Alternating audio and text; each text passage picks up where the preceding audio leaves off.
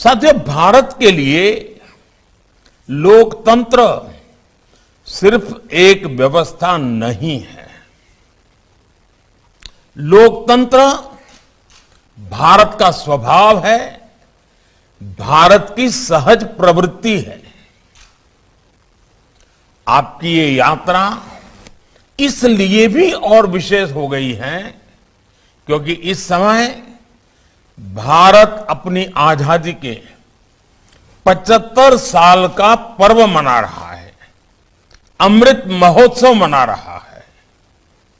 ये संयोग इस कार्यक्रम की विशिष्टता को तो बढ़ाता ही है, साथ ही हमारी जिम्मेदारियों को भी कई गुना कर देता है।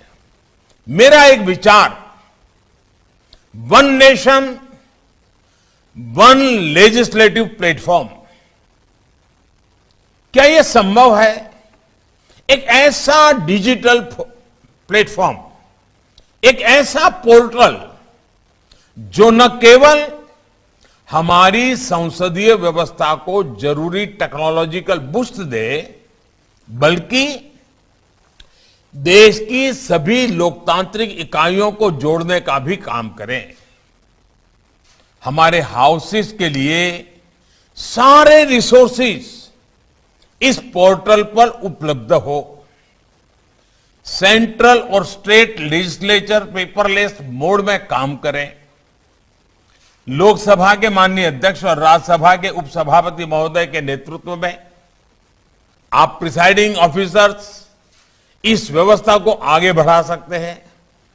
हमारे संसद और सभी विधानमंडलों की लाइब्रेरीज को भी डिजिटाइज करने और ऑनलाइन अवेलेबल कराने के लिए चल रहे कार्यों में भी तेजी लानी होगी। साथियों, आजादी के इस अमृत काल में हम तेजी से आजादी के 100 साल की तरफ बढ़ रहे हैं। आपकी 75 वर्षों की यात्रा इस बात की साक्षी है कि समय कितनी तेजी से बदलता है। अगले 25 वर्ष भारत के लिए बहुत महत्वपूर्ण है। 25 साल के बाद हम आजादी के 100 साल मनाने वाले हैं और इसलिए यह अमृत काल 25 साल का बहुत महत्वपूर्ण है। क्या इसमें हम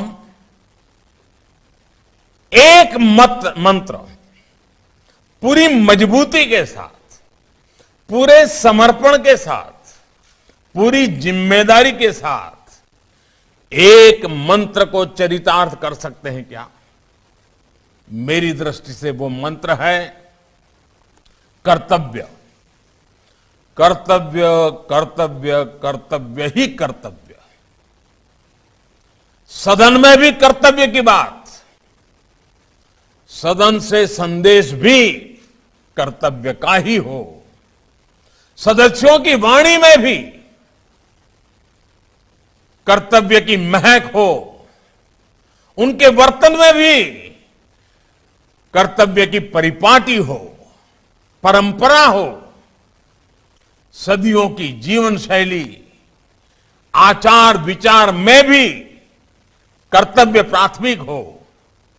सदस्यों के मंथन में, वाद विवाद में, संवाद में, समाधान में, हर बात में कर्तव्य सर्वोपरि हो।